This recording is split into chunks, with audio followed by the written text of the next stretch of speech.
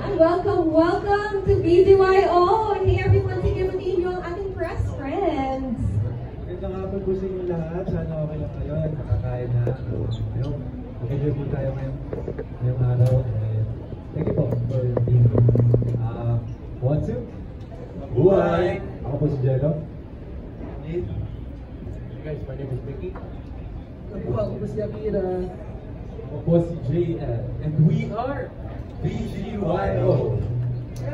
Alright, ayun pala, followan natin. Busy sila sa photo op. Okay, let's have a quick photo op lang with our media friends. Ayan, nakapasok lang. Bago tayo magchikahan, this is your chance to take the photo. Oh, BGYO, ayan. Ready na sila. Big smiles and high energy. Okay. Ayan, let's give a few waves, mga poses natin. Ayan, parang may variety naman tayo sa ating mga press.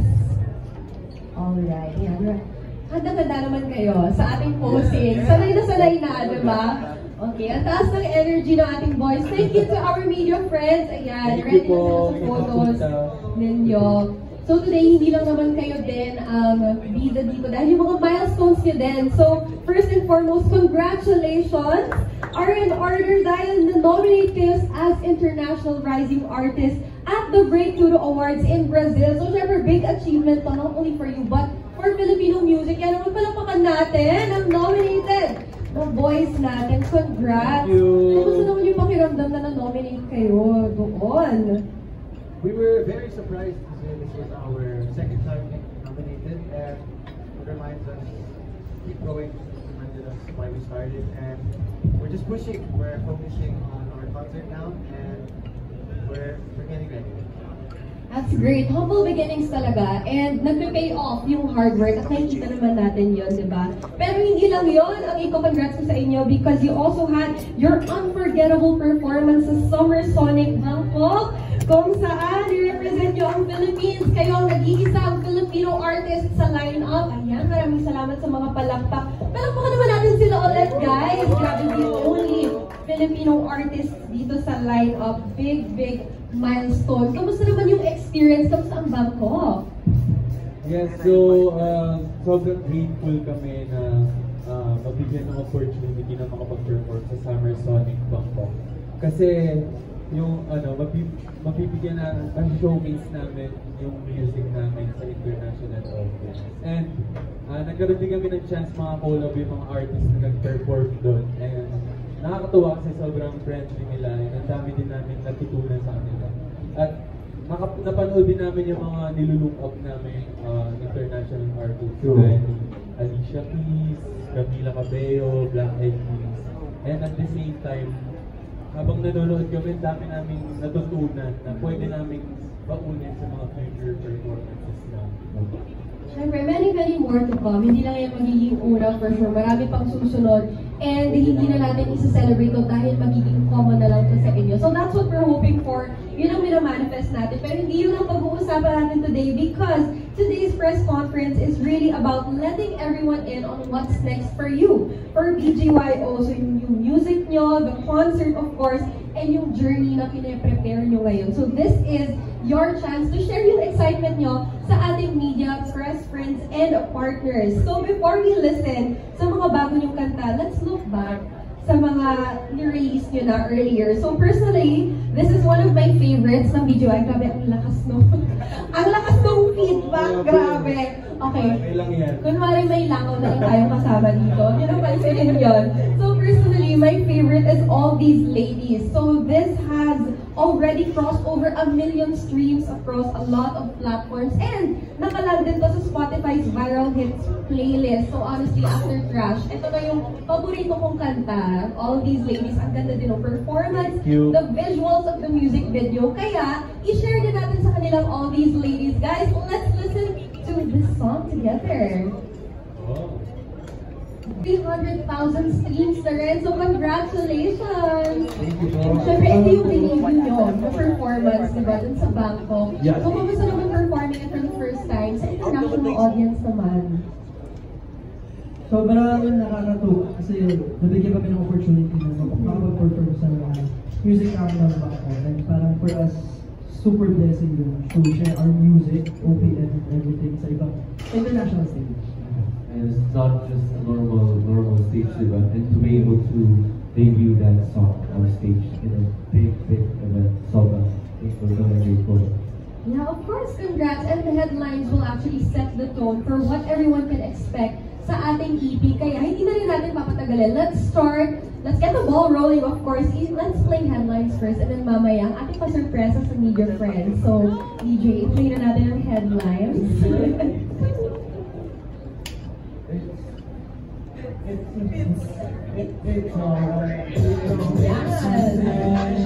Ngayon na nabigla din kayo share niyo sa ating media friends ang bagong songs.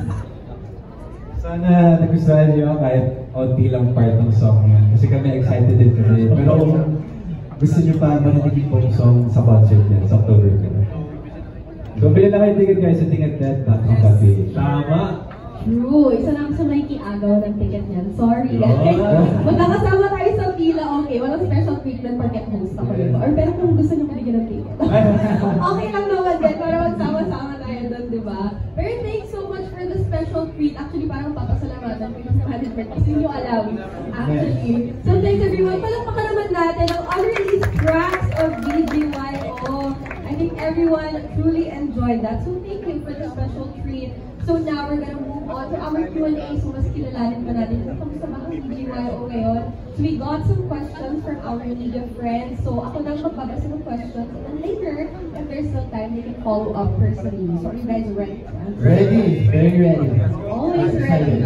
Okay. So this first question, hindi siya pinangalanan. So anonymous siya. So they asked, from performing at different mall shows and having album showcases in SM Skydome, finally you're having your first ever concert this October at the New Theater. Ayan, ang saya. So looking back from humble beginnings, how does it feel to finally have your own solo concert? Siyempre, kinakabahan kaming lima kasi nga first solo concert, so yung pressure nun sobra talaga. Pero excited kami at the same time kasi excited kami ma-showcase yung mga natutunan namin throughout the years and kung sino na yung BGYO now. Saka yung mga new songs, di ba? Oo. Mga pasabog natin. Oo, I feel like this will be something new. Siyempre looking back at your different eras din, I can see na ibang-iba na rin yung sound nyo ngayon. And I'm really loving who BGYO is right now. So meron silang second question. Recently, you performed at the Summer Sonic Bangkok along with international artists like you mentioned, Alicia Keys, Camila Cabello, Black Eyed Peas. So how does it feel naman to represent Filipino music sa isang malaking music festival internationally?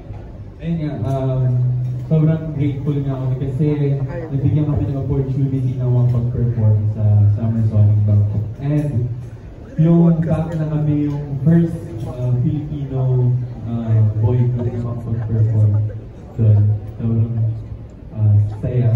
And ang sarap sa pakiramdam. And makita yung mga international artists na nilook up namin. And may mga mapulot na lessons kung paano sila mag-perform na pwede namin madala sa mga susunod pa namin performance. Oh yeah, because you were once fans also of these people, tapos kasama na kayo sa lineup, so nakakatawa. I can really see the joy in your eyes. We also have another question from someone else naman ito. So this is your second time na ni-nominate kayo sa Breakthrough Awards in Brazil. Ano yung reaction nung nalaman nyo for the second time na nominate naman kayo for the International Rising Artist Award? We were very surprised kasi this is the second time. So wow, second nomination, and it's a good reminder and motivation for us to keep pushing kasi our music and what we're doing now is being noticed internationally for the second time too. So we're very thankful sa Breakthrough Awards in Brazil.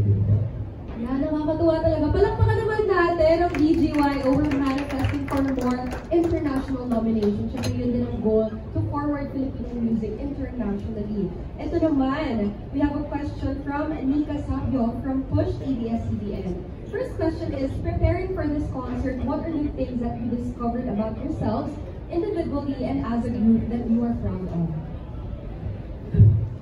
I think pinaka-highlight ko sa sagot ko is kung paano kami mag-work together as a team.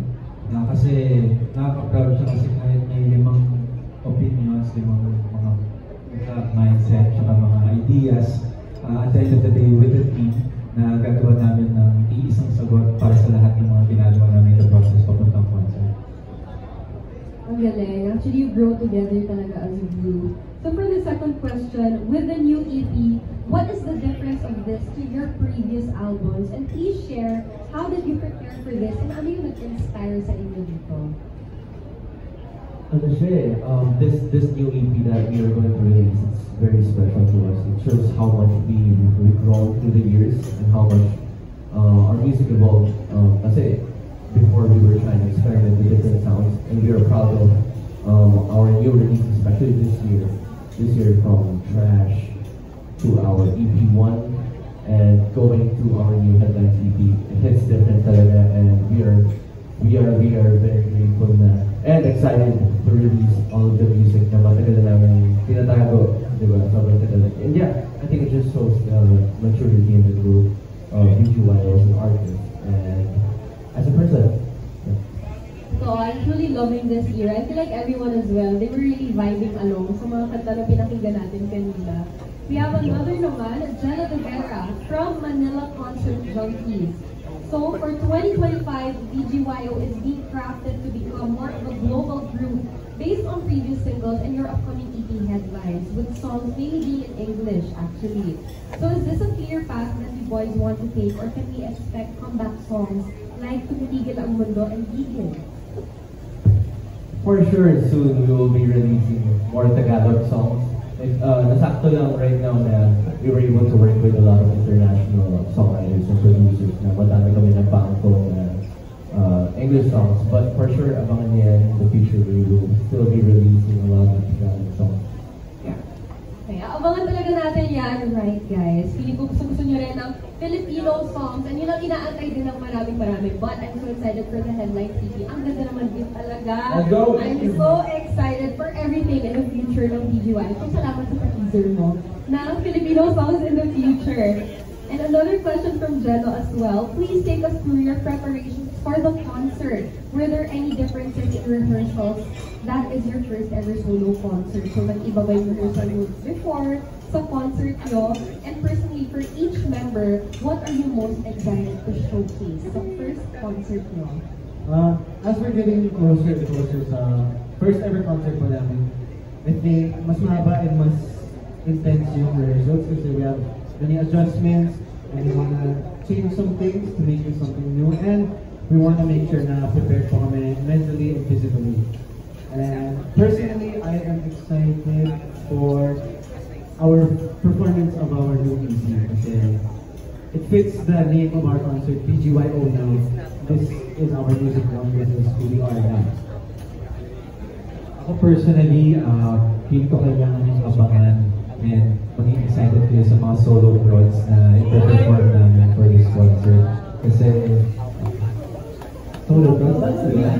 Ano, magkaka-solo prod po kami nung doon namin mapapakita mag-focus yung individual namin na talent and kung paano kami perform with our own voice. Kasi ito mga perform namin na solo, hindi pa namin siya nagagawa before, kaya excited. Reacting prod daw po si ano. Between the last. Ako naman yung mga old songs naman namin. Kasi yung mga ilang songs dito matagal na namin hindi na-perform talaga. And nakaka-excite lang mapakita yung version ngayon kung sino ang BGY. Ako personally, feeling ko kailangan yung abangan yung stage ng BGY. Kasi yung gumawa. Ako yung gumawa. Pero sobrang kaabang-abang yung stage. Talagang kakaiba ng concert. So, if you want to see the stage, buy your tickets. Wow! Ticket.com.ph. October 4, 1962. How about you? What I'm excited about the concert is, of course, reuniting with the OG Aces, the one who's been there for us ever since we were trainees, and of course to meet our new Aces na we haven't met before. So if you haven't seen us yet, buy your tickets now at ticket.com.ph to see us live on our very first concert. malapit na, feeling ko lalabas na rin yung pub na sold out na siya. And very, very soon. So yun din naman na-manifest natin ACES. Huwag na kayo magpatumpik-tumpik pa. Bumili na kayo. Now na. Kahit hindi ba lang ganun. Wala bumili na kayo. Now na talaga. Alright, I'm so excited yung solos nyo. Something new. Okay, thank you for saying that. Next, we have Patrick Villanueva from Business Mirror. So, ang question niya, based on your experience and the things you witnessed with your colleagues and competition in K-pop, what are the learnings you as a group and personally plan to bring coming into your first solo concert? So, through the years, sa lahat ng mga experience natin siya, mga nakatrabaho, nakasama, wala na kami nitilit, ang pinaka-nagulat talaga namin, lalo na ngayon ito kami for this first solo concert is teamwork, focus, and yung pinaka-mindset mo na hindi mo na siya dapat dalhin every time na may performance, kumbaga dapat ayaw siya every. Interesting. O, may mapupulot ka talaga sa mga kasama mo sa trabaho.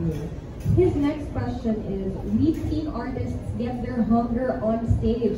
Why yung iba naman naka-frighten? So how do you guys keep your mental in check to keep that hunger higher than your fear, especially performing in front of a lot of people? Well, for us, normal lang naman talaga kabahan or matakot, lalo na kapag sobrang maraming audience yung mga. Pero, ang pinaka-key dyan is preparation. Kasi kapag prepared ka, automatic yan sa katawan mo kung anong gagawin mo kahit kabahan mo. Parang discipline, kahit ano mangyari, at least pagagawa pa rin yung dapat gawin.